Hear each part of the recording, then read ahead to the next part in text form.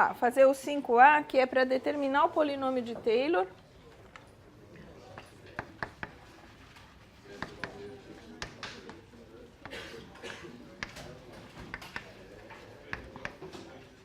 Determinar o polinômio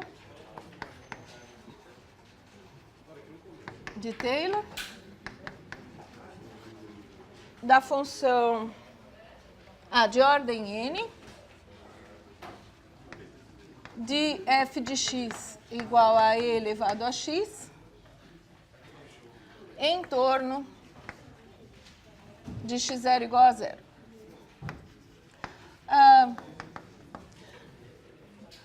Deixa eu só fazer um comentário. Como eu sei o que eu vou usar mais para frente, né, que o meu objetivo é depois fazer e a x ao quadrado, vocês se importam se eu mudar o nome da variável? Posso fazer, em vez de x, eu vou fazer t? Tá? Então, eu vou fazer f de t igual a e elevado a t e aqui t0, tá? Só para ficar mais fácil para usar. Tá? Então, vamos lá. Vou escrever melhor aqui. Então, a gente sabe que as derivadas de e elevado a t, qualquer derivada de e a t dá e a t de novo, né? Todas as derivadas, então, f de t igual a e a t, a derivada também é e a t, e assim por diante, todas elas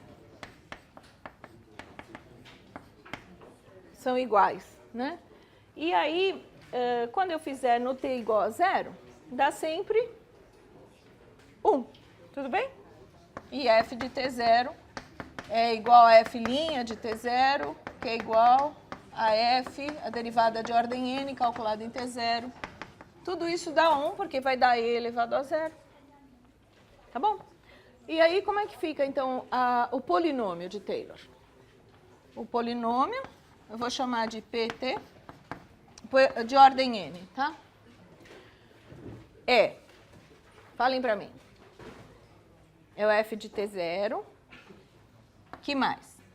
Mais f' de t0, vezes t menos t0, que é t menos 0, mais a segunda derivada em t0, que é 1, sobre 2, vezes t menos 0 ao quadrado. E assim por diante, até 1 sobre n fatorial, a derivada no 0, que é 1 de novo, vezes t menos 0 elevado a n. Tudo bem? Então, o polinômio é só isso. Tá? O item A do exercício dá essa expressão aqui. 1 mais t quadrado sobre 2, mais até t elevado a n sobre n fatorial. Tá? Se eu, em vez de pedir o polinômio de Taylor, se eu quisesse a fórmula de Taylor, o que teria que escrever? Que é o que eu vou precisar depois. A fórmula de Taylor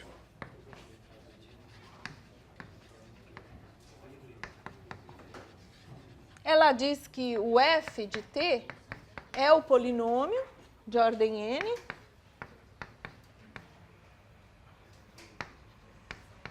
mais a diferença, que é o e, eu vou chamar de e de t. E esse e de t aqui é quanto?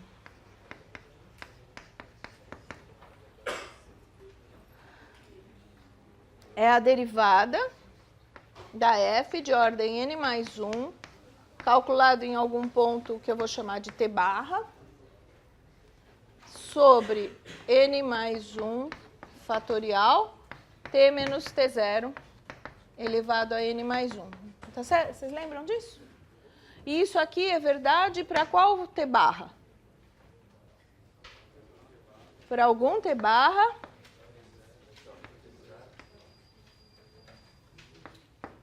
entre o t0 e o t onde eu calculo o f. Tá certo?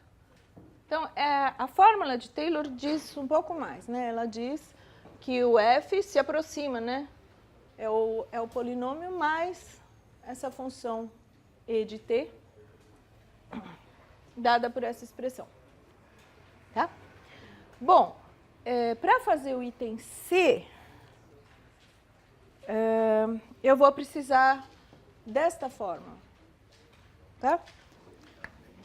O item C, ele fala que para mostrar, mostre que para todo x,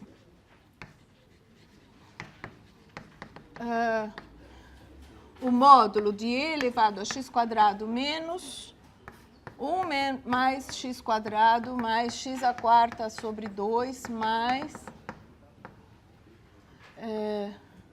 x elevado a 2n sobre n fatorial é menor ou igual a e elevado a x²,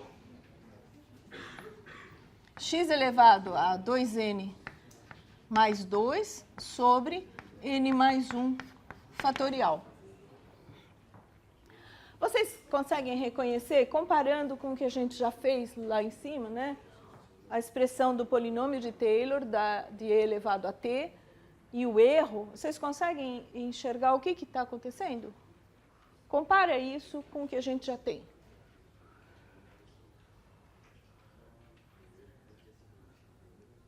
Isso aqui é o quê? É o f calculado em x², né? Quando t é igual a x². Isso aqui é o polinômio de ordem n calculado em x². Tá? Então, essa diferença aqui é quem? É o e. É o e de x². Tá bom? Então, isso aqui então, aqui é a solução, né? Sabemos que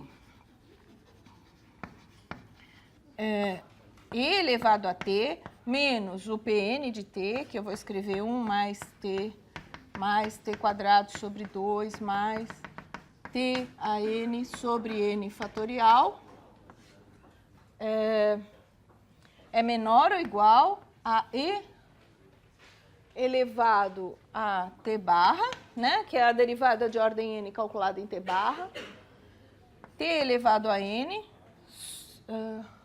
n mais 1, desculpa, sobre n mais 1 fatorial. Isso aqui a gente já tinha. Na verdade, aqui a gente está sendo um pouco generoso, porque a gente sabe, a gente sabe que isso é igual a isso. Tá? E o t barra está entre 0 e t. Tá? Para t barra.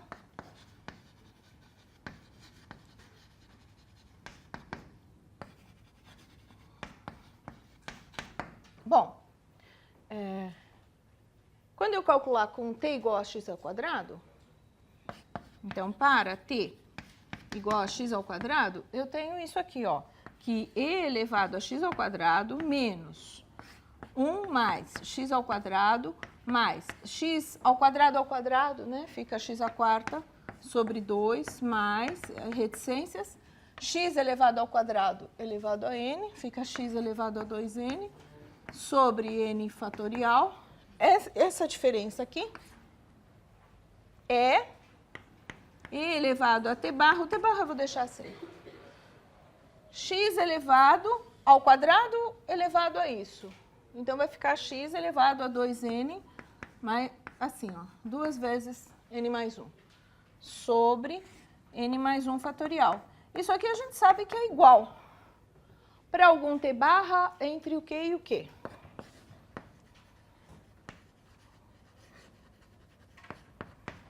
Ele está entre 0 e 0 x². Tá bom? Isso aqui é verdade. Tá bom? Agora, esse é o erro, é igual. Tá? Se o t barra está entre 0 e x², e a função exponencial é uma função crescente, então vamos pensar assim, agora eu preciso fazer uma estimativa aqui. Né? A gente não quer esse t barra dificultando a vida da gente vai tentar sair disso. Então, o e elevado a t, o t barra está entre 0 e x². Tá? Então, e a t barra, como a função exponencial é crescente, ele está entre e elevado a 0 e e elevado a x², ou seja, o e elevado a t barra é maior que 1 e menor que e a x². Então, eu posso dizer que aquela diferença ali é menor que e a x² vezes isso aqui. Tá? E também eu poderia também dizer que o erro é isso aqui, e isso aqui, para qualquer x elevado a um expoente par dá um número positivo. N mais 1 fatorial é positivo. E e elevado a qualquer expoente também dá positivo. Isso daqui é sempre maior ou igual a 0. Tá? Então, na verdade, o exercício pediu em módulo, mas nem precisava ser módulo. Eu sei que o que está aqui é positivo, essa diferença é positiva e menor do que isso aqui. Tá? Eu poderia dizer melhor, dar uma estimativa melhor do que está aqui. Vocês entenderam? Então, eu posso concluir que e elevado a x² menos aquela expressão toda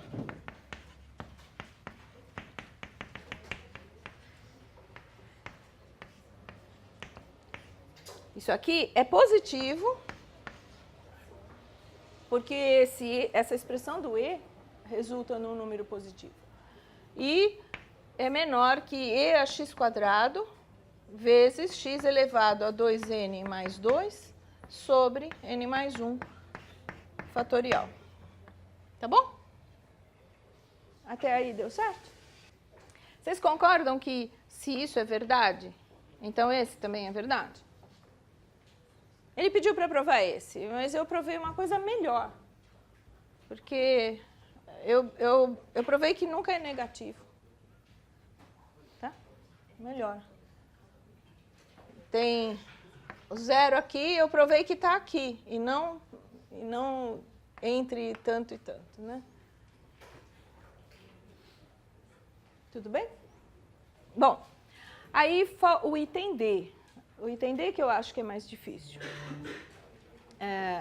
Vamos apagar aqui? Vamos mudar de lousa aqui?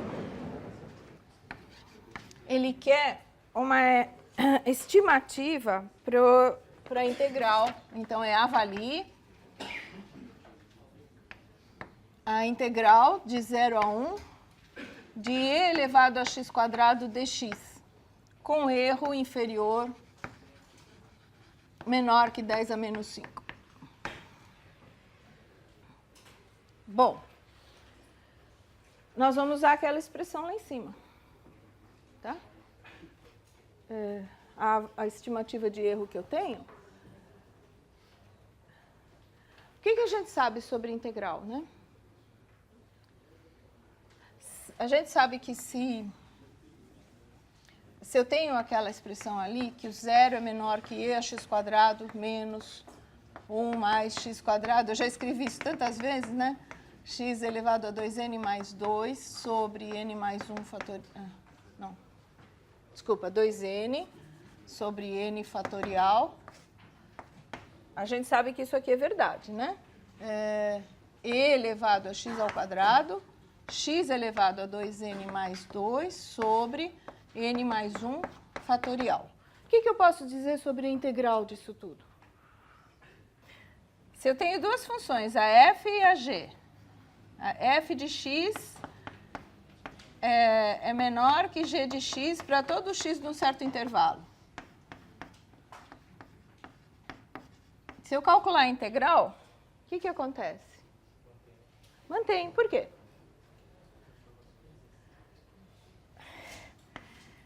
Então, a integral de f de x é menor que a integral de a até b de g de x dx. Claro, eu estou supondo que isso aqui é um número real, né? A ordem mantém, porque a diferença, g menos f, é uma função positiva. E integral de função positiva, no intervalo AB, dá um número positivo. Certo? Então, a diferença é positiva. Tá bom? Então, o que a gente vai fazer, e um outro comentário que eu queria fazer, é que essa integral é uma daquelas que a gente não consegue achar uma primitiva que não tem o símbolo de integral. Né? Então, eu não consigo usar o teorema fundamental do cálculo para calcular o valor exato. Então, essa integral a gente só consegue fazer, não é que só consegue, tem outras formas de fazer, mas só trabalhando com números reais, a gente calcula por aproximações. Tá? E é isso que nós estamos fazendo aqui, calculando, avaliando a integral por uma aproximação. Tá? Bom, vamos lá. Aqui eu vou, então, calcular a integral de tudo. Mas antes, eu vou dizer o seguinte, eu vou pegar, quando eu calculo a integral, essa integral aqui, eu estou fazendo x variar de 0 a 1. Vocês concordam que se o x está entre 0 e 1, eu quero trocar esse e elevado a x² por uma constante. Qual seria a constante? Se eu sei que o x está entre 0 e 1, o que eu posso fazer ali? Eu posso dizer que e elevado a x² está entre 1 e 3. Tá certo? Isso aqui está entre... é menor do que 3 vezes x elevado a 2n mais 2. Vocês entenderam esse 3? Isso aqui, esse menor ou igual, é porque o x está entre 0 e 1. Tá? Então, isso aqui, para todo x pertencente ao intervalo 0, 1. Tá? Então, agora sim, eu vou passar a integral, mas já usando esta expressão aqui. Por quê? Porque isso aqui eu sei integrar. Esse eu sei calcular integral. Isso aqui é um polinômio, eu também sei calcular integral. Tá? Então, eu tenho uma estimativa. Uma estimativa boa, né?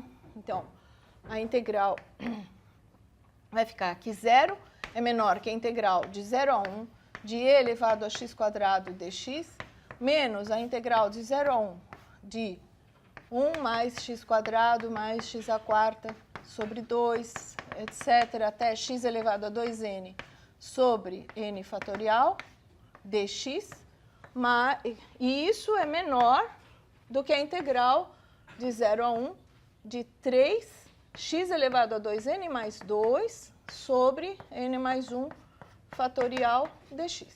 Tudo bem? E agora, o que eu teria que fazer para continuar? Porque, por enquanto, eu só arrumei. Por enquanto, eu arrumei o que eu já sabia. Agora, como é que continua? Volta lá no enunciado.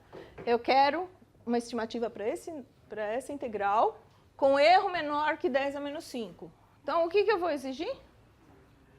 Eu vou procurar qual é o n que faz isso aqui ficar menor do que 10 a menos 5. Tá bom? Tá, porque aí eu tenho que essa integral fica próximo desta, mas a distância entre as duas é menor que o 10 a menos 5 que eu quero.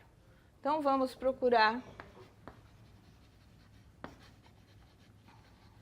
um n, de modo que a integral de 0 a 1 de 3 sobre n mais 1 fatorial vezes x elevado a 2n mais 2 dx seja menor que 10 a menos 5. Tá? Essa integral é simples, né? Isso aqui é 3 sobre n mais 1 fatorial, tudo isso é constante. Integral de x elevado a 2n mais 2 dá x elevado a 2n mais 3 sobre 2n mais 3, calculado de 0 a 1. Então, vamos lá. Isso aqui dá 3 sobre n mais 1 fatorial vezes 1 sobre 2n mais 3. Só, né? Porque quando x é 1, dá 1 sobre 2n mais 3, e quando x é 0, dá 0, né? Então, e agora o que a gente faz? Menor que 10 a menos 5, eu vou ter que chutar alguns valores e ver quando é que consegue. Para que valor de n eu consigo essa desigualdade. E aí é por tentativa e erro mesmo. Você experimenta x igual a 6, vê se dá, x igual a... E x não, n igual a 6, vê se dá certo, n igual a 7, vê se dá certo. E vamos tentando, tá?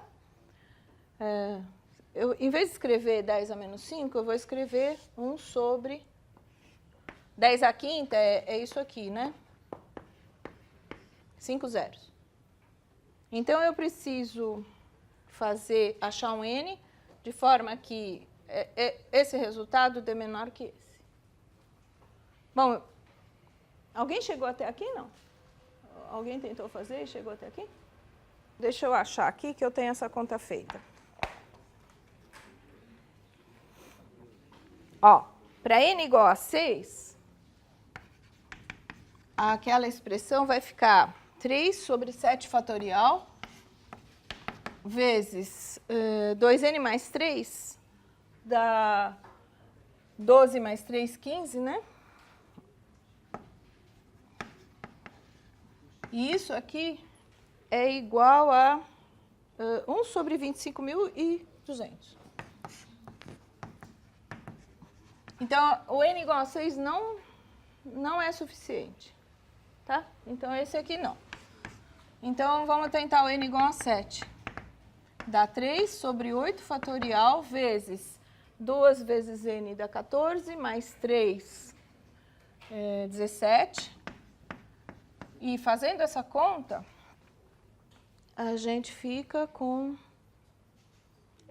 1 sobre 2, 2, 8 e uns quebrados, 480. Tá? Esse daqui é menor que 10 a menos 5. Né? Porque o denominador passou de 100 mil. Passou com folga. É que esse passou com muita folga e esse aqui não foi suficiente. Então, a gente é obrigado a pegar o n igual a 7. Então, n igual a 7 basta. E aí, qual é a estimativa? Aí você fala aqui, portanto, a integral de 0 a 1 de e elevado a x² dx é quanto? É aproximadamente a integral daquele polinômio ali. Cadê ele? Esse daqui, ó. 1 mais x², etc., até o n igual a 7. Tá? Então, nós vamos fazer a integral de 0 a 1 de 1 mais x² mais x² sobre 2, mais até x⁷ sobre 7 fatorial dx. E agora é só escrever quanto dá isso. Tá? Isso aqui dá x mais x³ sobre 3, mais x⁵ sobre 2 vezes 5, mais, bom, seria x... Eu quero escrever todos. O próximo é x⁵, a integral vai ficar x⁷ sobre 3 fatorial vezes 7. Fala. Alguma dúvida? Ah, x elevado a 14, verdade. Aqui é 14. Verdade. São só os pares, né? Ixi, então vai longe. Eu vou por reticências mesmo. Não, tá certo. Porque aqui tem o 6, o 8, são vários termos. Então, o último aqui é o x elevado a 15 sobre 7 fatorial vezes 15. Tudo isso calculado de 0 a 1. E aí é só responder, né? Só substituir o x por 1, porque quando substituir por 0 dá 0. Tá bom?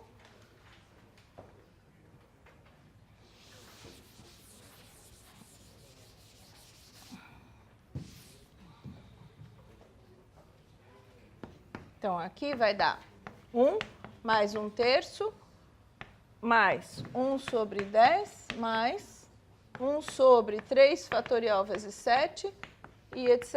até 1 sobre 7 fatorial vezes 15. Não são muitos termos, né? Vou escrever todos, então, só pela resposta. É 1 sobre 4 fatorial. Aqui é 2n, esse é o n, né? E esse é o 2n mais 1, é isso? Então, é 8, 9, é isso, né? 1 sobre 5 fatorial vezes 11. 1 sobre 7 fatorial, não, 6 fatorial vezes 13. E 1 sobre 7 fatorial vezes 15. É essa a resposta. Tá bom? Lógico que a gente não vai fazer essa conta. Tá? O G? Vamos fazer o G, então. 22G. 21G.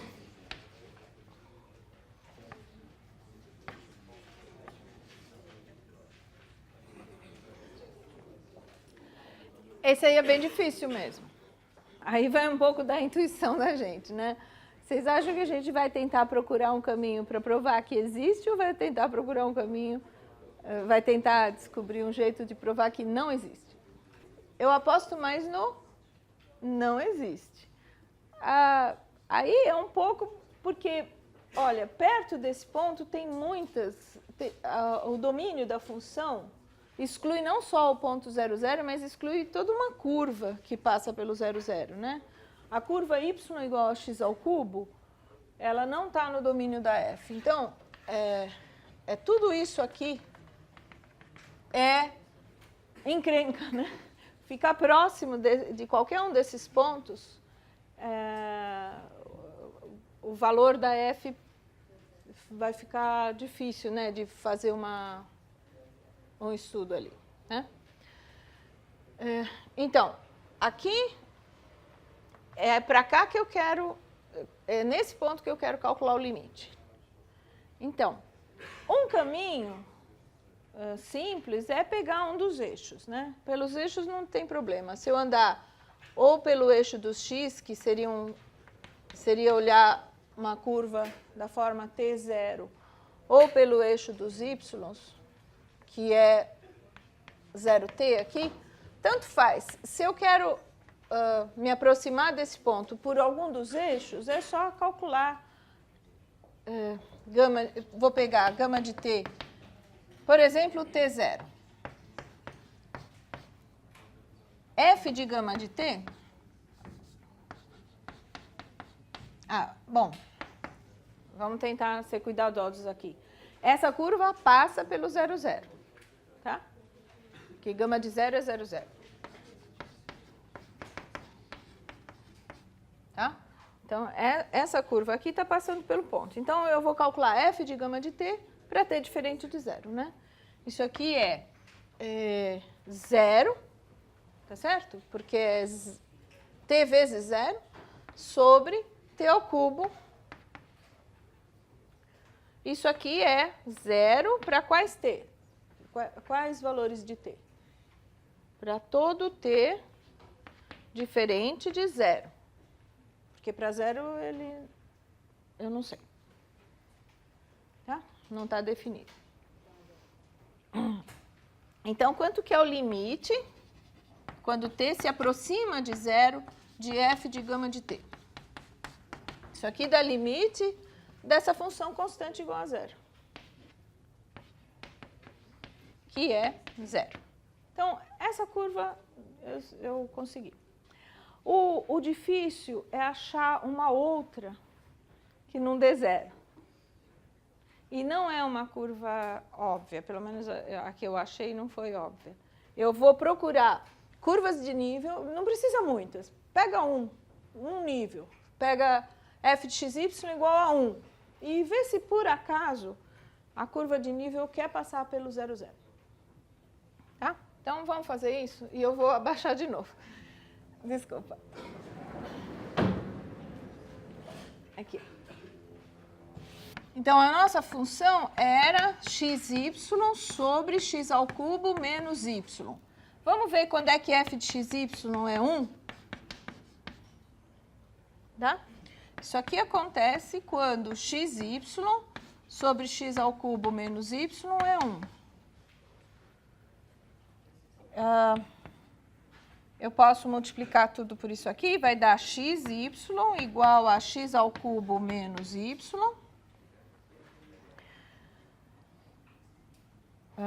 Passo o y para o lado de cá, fica xy mais y é igual a x ao cubo. Vou colocar o y em evidência.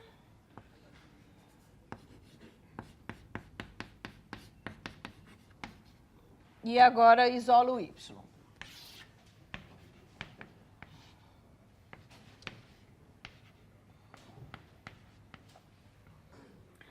Essa curva, isso aqui é uma curva de nível de f. É a curva de nível 1 de f.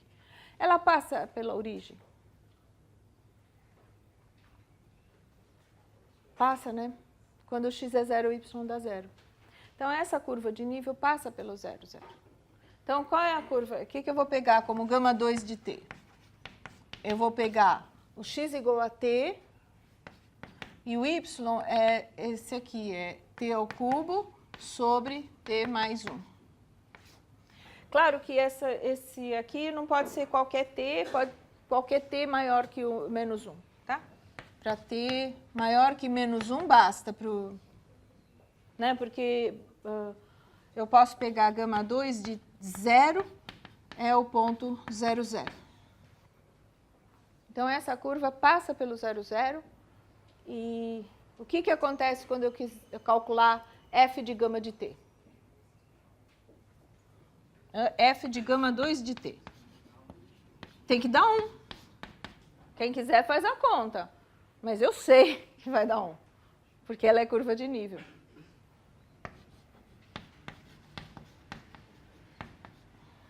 Tá? Então, o limite de f de gama 2 de t